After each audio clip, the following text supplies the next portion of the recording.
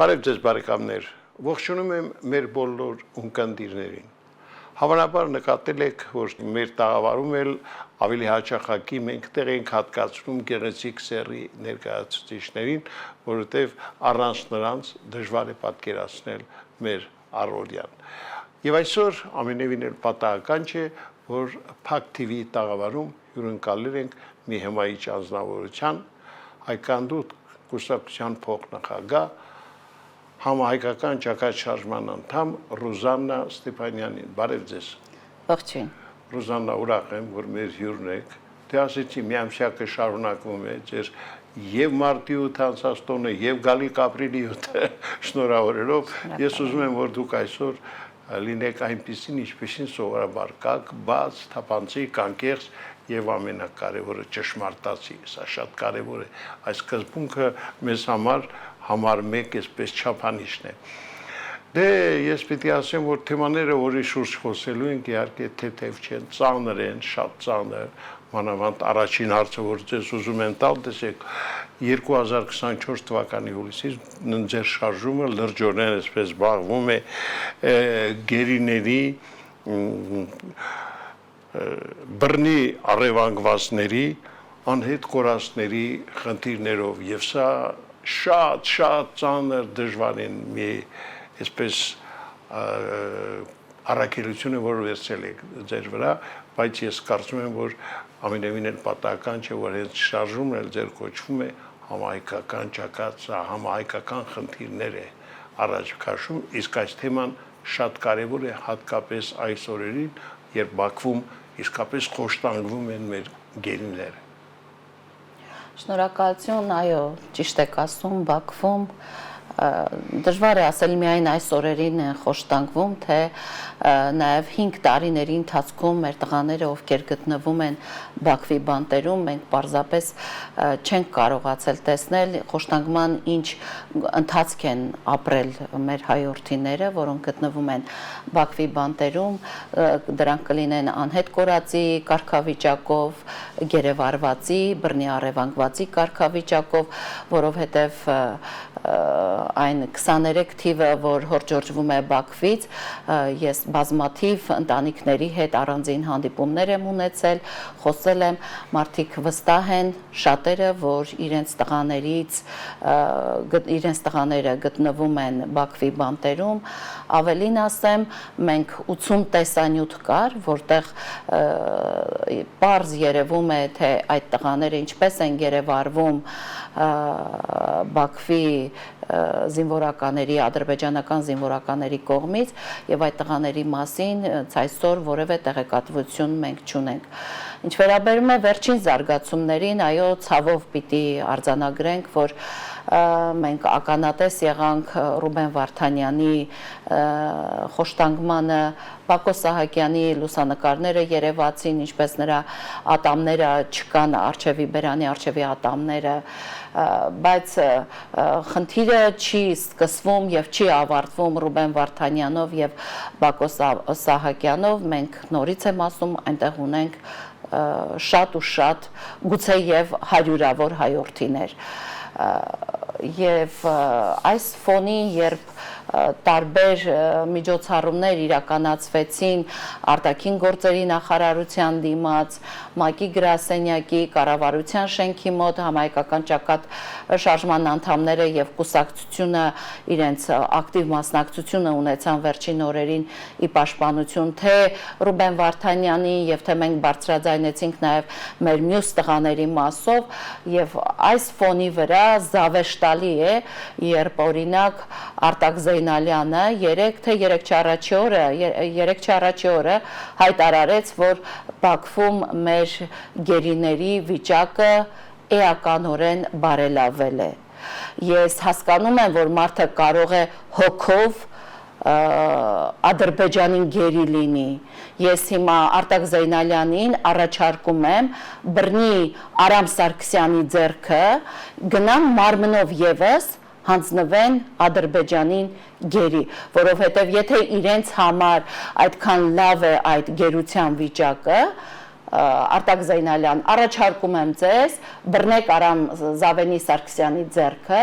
եւ գնացեք մարմնով եւս հանձնվեք Ադրբեջանի գերության։ Տեսեք, մենք այս խնդիրների առաջ կանգնած ենք, պարոն Ղուշյան, որովհետեւ Հայաստանում պարզապես չկա իշխանություն։ Անիշխանություն է Հայաստանում։ Այն իշխանությունը, որը իբրև կա, ես ամեն մեկը փորձում է իր ձևով լուծել որևէ հարց։ Տեսեք, մեկը փորձում է հացադուլի նստել իր ընկերոջ համար, մեկը նստացույց է անում իր հիմնարկի համար, մեկը գործադուլ է անում իր փոքրիկ կազմակերպության համար, սա անիշխանության լավագույն դրսևորում է։ Ես այս վիճակը ուզում եմ գուցե ոչ պարկեշտ համեմատություն լինի, բայց բերդում էլ կան գողականներ, որոնք մտածում են, որ իրենք են այնտեղ հարց լուծողը, իրենք են այնտեղ կարգի բերողը, բայց հո նրանք բերդի իշխանությունը չեն։ Հիմա մեզ մոտ ճիշտ այդ վիճակն է, կա մի խումբ, որոնց թվում է, թե իրենք են այդ հարց լուծողը, բայց իրենք իշխանություն չեն։ Եվ մենք ունենք այսօր մեր երկրի Հայաստանի յուրաքանչյուր քաղաքացու առաջ ծառացած լրջագույն խնդիրներ, բավականին շատ խնդիրներ։ Երեկ ես ցավոք մամուլում մի հրապարակում եղավ, որ Եղիշե Կիրակոսյանի գրասենյակը, որը Միեդում զբաղվում էր մեր տղաների հարցերով նաև, ազատման դիմում է գրել։ Ամբողջ գրասենյակը։ Ամբողջ գրասենյակը, այո։ Միգուցե մարդկանց մոտ դե հիմա ինչ անեն, գրասենյակի այսօր շատերն են ազատման դիմում գրում, ոչ, սա այն հարցն է, որ ստացվում է, որ մեր հայցերը միջազգային դատարաններում Բաքվի կողմից ուլտիմատումի տակ են եւ Հայաստանը հետ պետք է կանչի իր բոլոր հայցերը, այդ թվում եւ անհետ կորածների, գերիների, տարածքային, շատ ու շատ հայցեր ունենք մենք միջազգային դատարաններում, այդ թվում եւ այն 80 տեսանյութերը, որոնք ես իմ խոսքի սկզբում ասացի, որոնք երևում են, որ գերեվարված են, բայց այդ մարդկանց հայցերը փաստորեն այսօր միջազգային դատարաններից ցավոք պետք է հետ կանչվի։ Ես երեք շատ ուշ ժամի կես գիշերից անց տեսա համացանցում անհետ կորածներից Սերգեյ Ղուկասյանի հորեղբայրը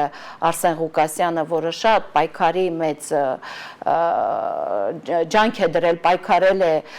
թե իր եղբոր որդու եւ թե մնացած անհետ կորածների համար։ Երեք Արսեն Ղուկասյանը շատ վրդոված եթեր մտավ, նույնիսկ հայոյեց եթերում, որովհետև իրենք հասկանում են, որ այս իշխանությունները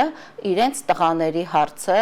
ուղակի փակեցին։ Մարդը շատ ճիշտ հարցադրում է անում, ասում է, եթե դուք հետ եք կանչում, դուք դրանով ասում եք, որ մեր տղաները Բաքվում չեն, որտեղ են այդ տղաները։ Դուք տեսել եք այդ տղաների մասունքները, որտեղ են այդ տղաները, խոսքը 10 երեխայի մասին չէ, 20-ի մասին չէ, մի քանի 100 տղայի մասին է, որտեղ են այդ տղաները։ Ես բարբերաբար մեր շարժումը կապ է հաստատում անհետ կորածների ծնողների հետ, գերեվարվածների ընտանիքների հետ, մարդիկ անելանելության մեջ են։ Իսկ այս ամենը ցավոք Հայաստանում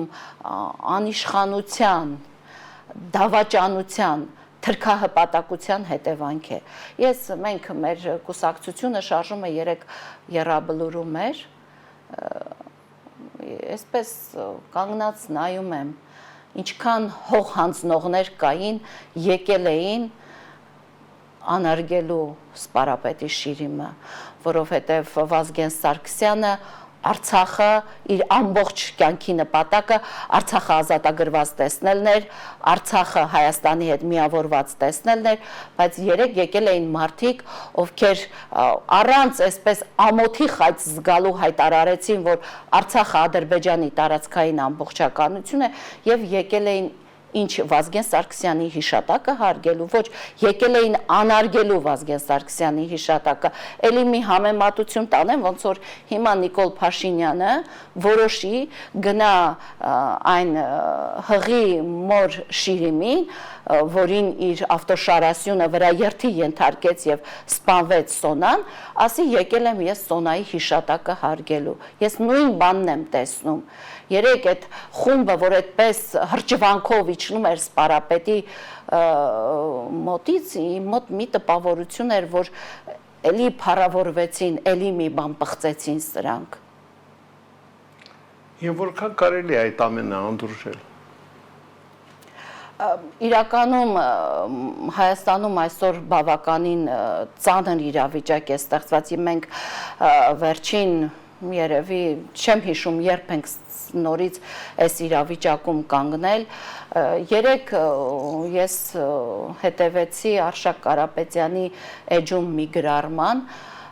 դա գրառում չէր, ահազանգ էր ուղված հայ հասարակությանը, այս ընթացքում համայնքական ճակատշարժման առաջնորդ գեներալ Արշակ Կարապետյանը բազմաթիվ բացահայտումներ է արել, երեկվա հերթական բացահայտումն այն էր, որ Արցախը ունեցել է եւ բավականաչափ զինվոր եւ զինտեխնիկա, պարզապես Արցախը հանձնվել է Երևանից Արցախը չպահելու դավաճանական հրամանի արդյունքում։ Եվ այո, ինքը իր այդ տեքստում ահազանգ էր հնչեցնում, որ մեր երկիրը օրհասական իրավիճակում է հայտնվել։ Հիմա մենք որքան էլ ասենք, որ վայ, գիտեք, դեռ էս լավ է, դեռ են լավ է, ոչ, իրականում Հայաստանը այսօր հայտնվել է օրհասական իրավիճակում։ Եթե մենք չենք բացառում, որ եթե սահմանադրությունը խախտել է Նիկոլ Փաշինյանը եւ հրաման է այստեղից գնացել չպահելու Արցախը, ես չեմ բացառում, որ վաղը Աստված մի արած Սյունիքի կողմից հարձակում լինի, Նիկոլ Փաշինյանը կասի մենք հոչենք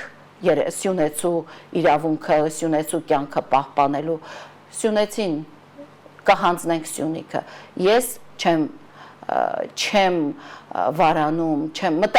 ավելի շուտ համոզմունք ունեմ, որ այս իշխանությունը այդպես էլ կասի օրեր առաջ Ալեն Սիմոնյանը, երբ որ խոսում էր մի արցախցի լրագրողի հետ, ասում էր լրագրողը ասում էր մենք երբ պիտի գնանք Արցախ, ասում էր կռվեիք, դուք պիտի կռվեիք, ձայնը տակ տեղից է գալիս, ես առավել քան վստահ եմ եւ ասում էր Սյունիքի վրա հարձակում լինի սյունեցիները կփախնեն, որովհետեւ գիտեն իրենք, որ ոչ Սյունեցու կյանքի իրավունքը կպաշտպանեն, ոչ Մեղրեցու, ոչ Տավուշեցու, ոչ Վարդենիսցու, իրենք ոչ մեկի կյանքի իրավունքը ի վիճակի չեն պաշտպանելու, որովհետև իրենք իշխանություն չեն։ Իրենք մի խումբ են, թրքահպատակ խումբ, որ եկել է այս երկիրը կամ թուրքական վիլայետ դարձնելու, կամ այսպես կտոր Թուրքին հանձնելու։ Տիկին Ստեփանյան, տես ասեցիք, որ փաստորեն միջազգային իրավական հարցերի ներկայացուցիչ գրասենյակը լուծարվեց, փաստորեն մարդիկ ազատման դիմում գրեցին Եղիշե Կիրակոսյանի գլխավորությամբ, իսկ այդ աշխատակիցների ճակատագիրը ինչ է լինելու, չէ որ նման մի կարևոր օղակ մենք կորցրեցինք։ Պարոն Հուշյան, Ես կարծում եմ իրենք լավագույն մասնագետներն են, աշխատանք գտնելու խնդիր չեն ունենա, եթե ոչ Հայաստանում, ապա դրսում, բայց այստեղ խնդիրը այլ է, այս մարդիկ ազատման դիմում են գրում, մեր անհետ կորածների, մեր գերիների հարցը մտնում է փակուղի, որովհետև Հայաստանի իշխանությունը այս հարցով տոտալ անգործություն է դրսևորում, չկա, այս հարցը իրենց համար շատ վաղուց փակված է, այն երեք որ ասում էին, Ալեն Սիմոնյան ասում էր, դե անհանգստանում ենք, որ Ռուբենի դեմքին խոշտանգումներ ենք տեսնում, մենք էլ ենք անհանգստանում, բայց պետք է տեսնենք Ռուբեն Վարդանյանին, ով ուղարկեց Արցախ, հիմա ես եմ ձեզ հարցնում, ձեզ ով ուղարկեց այս երկիր, ում դրածոներն եք դուք, որովհետև դուք այսօր սպասարկում եք թուրքական շահ, մեզ պետք է այսօր իշխանություն, որը կվերականգնի մեր արժանապատվությունը, մեր ազգային շահի հետևից կգնա, այն ինչ սրանք անում են, բացարձակապես կապ չունի հայի հայկական շահի եւ արժանապատվության հետ։ Ես ոչ թե հիմա մտահոգված եմ, որ այդ գրասենյակի մարդիկ անգործ են մնալու, այլ ես մտահոգված եմ, որ Բաքվի բանտերում ամեն օր մահվան ու կյանքի հետ կռիվ տվող մեր հայորդիները կլինեն հաստատված գերիներ, կլինեն անհետ կորածներ, կլինեն բռնի առևանգվածներ, այդ մարդկանց ճակատագիրը փակված է մնալու Բաքվի բանտում։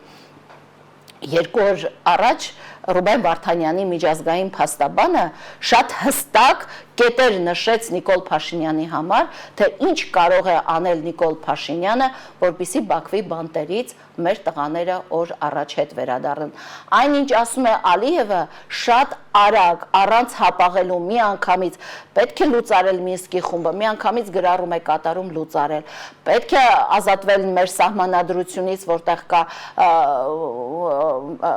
արժանապատվության մասին օրենք, միանգամից գնում է դա փոխելու, պետք է իշխանասարում սև լճում լինեն ադրբեջանցիներ, թող մնան, դե ասում է, ինչ է, մենք հո այդ լճի համար կռիվ տվողը չենք, այդպես ինքը բոլոր արժանապատիվ կռիվ չկռվելու համար իրենք նստած են այսօր այդ շենքում, իսկ նրանք, ովքեր ասում են, պիտի կրակելու հրաման տան, պիտի Սև լճից շատ արագ այդ մարդկանց դուրս վռնդել ադրբեջանցիներին մեր սուվերեն տարածքից, նրանց նկատմամբ այսօր հետապնդում է, հետախուզում է հայտարարում, երկրի անվտանգությունը գիտակցող մարդկանց համար հետախուզում է հայտարարում, մենք լավ հասկանում ենք սա ինչի համար, կազմաքանդել բանակը, որ այդ ճանապարհին է եւ մեր անվտանգությունը ոչնչացնելն է այս իշխանության գործողությունը։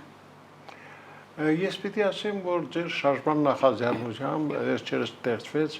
համահայկական, այդպես ճիշտ է, ազգային միասնության խորհուրդ։ Ինչ այն իրենից ներկայացնում, ինչ առաջադրանքներ, ինչ ծրագրեր, խնդիրներ է լուծելու։ Տեսեք, այս իշխանությունը վերջին 7 տարիների ընթացքում ոչ միայն ազգը պառակտեց, ոչ միայն քաղաքական ուժերին պառակտեց, այլև ընտանիքներին պառակտեց։ Ամեն տեղ այս իշխանությունը մտավ, անգամ ընտանիքներում սև ու սպիտակի բաժանում կատարվեց։ Իսկ շատ լավ գիտենք պատմությունից, բաժանիր որ տիրեսը։ Սրանք սարսափում են միասնությունից։ Այս իշխանությունը բառիս ուղիղ իմաստով սարսափում է միասնությունից։ Այո, Արշակ Կարապետյանը, երբ որ նախաձեռնեց համահայկական ճակատշարժումը, այդ օրերից իսկ սկսած քայլեր է ձեռնարկում, տարբեր կարևոր չէ քաղաքական ուժերի, կարևոր չէ հասարակական կազմակերպությունների, հիմնադրամների, տարբեր միավորների միասնության կոչով պարբերաբար հանդես եկավ եւ ահա այդպիսի մի խորհուրդ ձևավորվեց ամսի 2-ին, թե 3-ին, փետրվարի կիրակի օրը, Ալբերտ Բազեյանն էր առաջինը, որ խորհրդում դարձավ միավոր եւ խորհուրդը բաց է,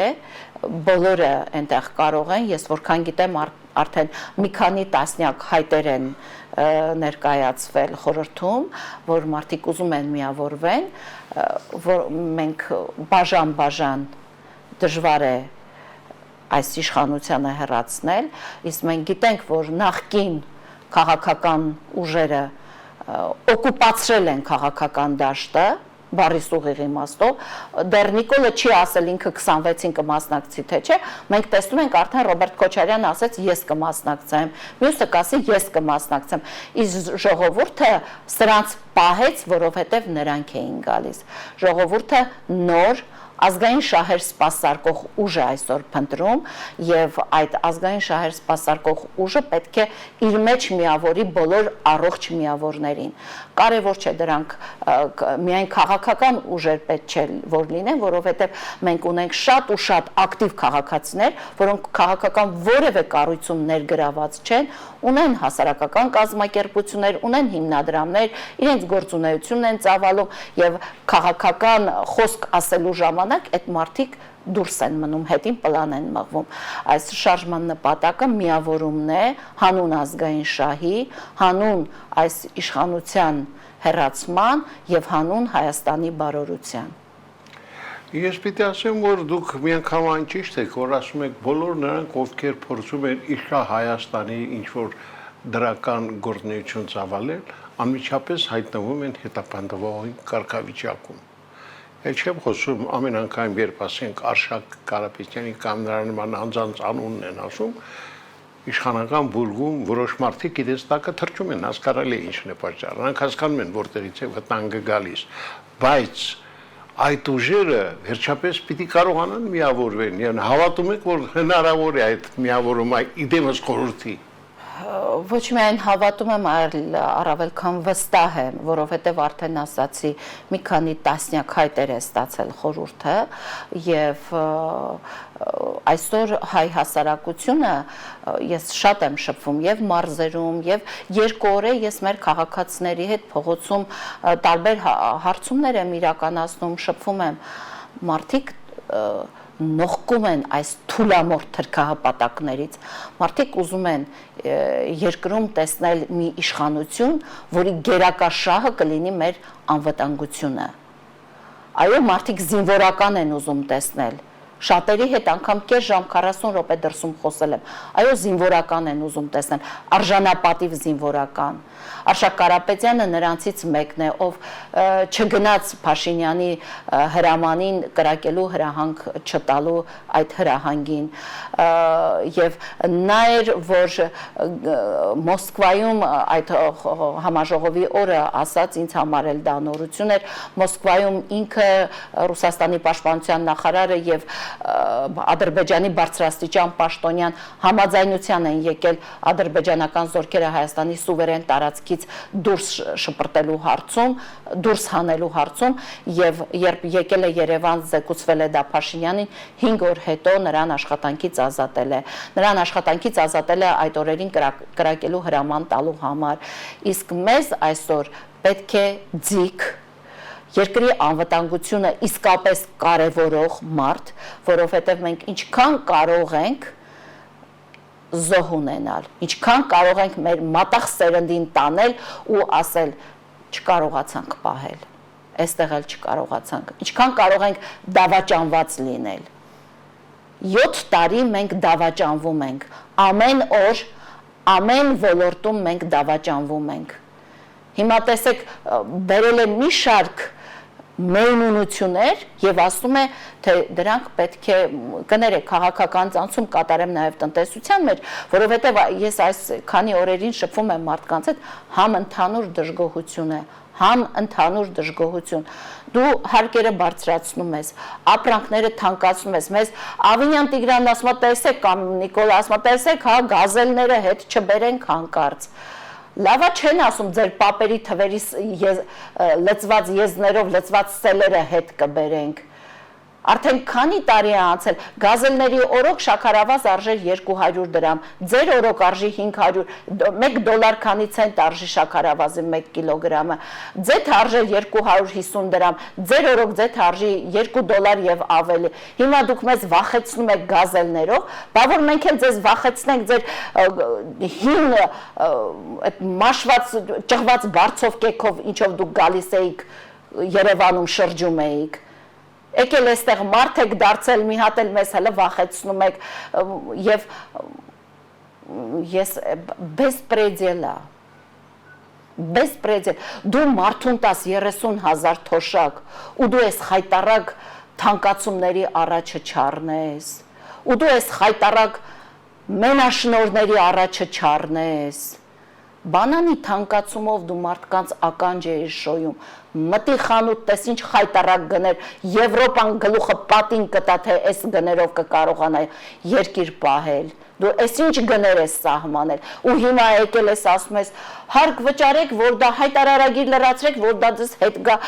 սոցվճարի տեսքով ձեզ հետ գա խափում եք Դուք ամեն տեղ խափում եք 3 օր առաջ ես մի հարևան տարեց կին ունեի 91 տարեկան ինձ խնդրեց ասեց շտապօգնության մեքենայով ինձ հասցրեք հիվանդանոց եկել է շտապօգնության մեքենա միայնակ կին է տարել եմ հիվանդանոց, հանրապետական հիվանդանոց, 3 օր պահելու համար 150,000 դրամ գումար են ուզել այդ տիկնոջից։ Այդ տարեց 91 տարեկան կնոջից, ստիպված հետ եմ տարել տուն այդ կնոջը։ Ու դուք հիմա եկել եք մերմունություն եք անում, հա, մենք հասկանում ենք, գրպան մտնելը լավ է, գրպաներից տանելը լավ է, մարդկանց հարստահարելը լավ է, ես ասել եմ եւ կրկնում եմ ասել, մենք չունենք իշխանություն, ունենք հարստահարողների թրքահպատակ խումբ, այո, Արշակ Կարապետյանը շատ ճիշտ էր ասում, դավաճաներին փնտրեք կառավարության շենքում նստածների մեջ, փնտրեք այդ թիմի մեջ, եւ մենք վստահ եմ հնարավորինս ամեն ինչ անելու ենք, որպեսզի օր առաջ մեր միասնությամբ կարողանանք փրկել երկիրը, ոչ թե գալ իշխանությամբ փրկել երկիրը, որովհետև երկիրը այսօր որևէ ժամանակաշրջանում նման իրավիճակում չի հայտնվել։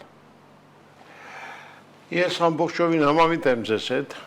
Տիգին Ստեփանյան, եւ պիտի ասեմ, որ նորից վերադառնալով այն հարցին, ինչը մենք հաղորդման սկզբում ձեզ հետ քննարկեցինք, գերիներին, բռնագաղթվածներին, այդ առևանգվածներին, այդ ինչ ասեմ, խոշտանգվածների մասին խոսելուց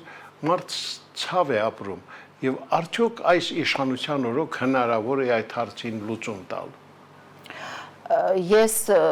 ընտանիքների հետ շատ եմ, մենք հանդիպել ենք, մեր գրասենյակում ենք հանդիպել ենք ակցիաների ժամանակ, անհատապես եմ հանդիպել, իրենք եւս գիտեն, որ իրենք խաբված են, իրենք եւս գիտեն, որ իրենց խաբում են, պարզապես հենց մի քիչ էս մարդիկ սկսում են ակտիվանալ, դուրս գալ, իրենց անմիջապես կանչում են տարբեր կառույցներից եւ ասում են, այ որ դուք դուրս գաք, այնտեղ ձեր տղաների վիճակը գուցե լավ չլինի,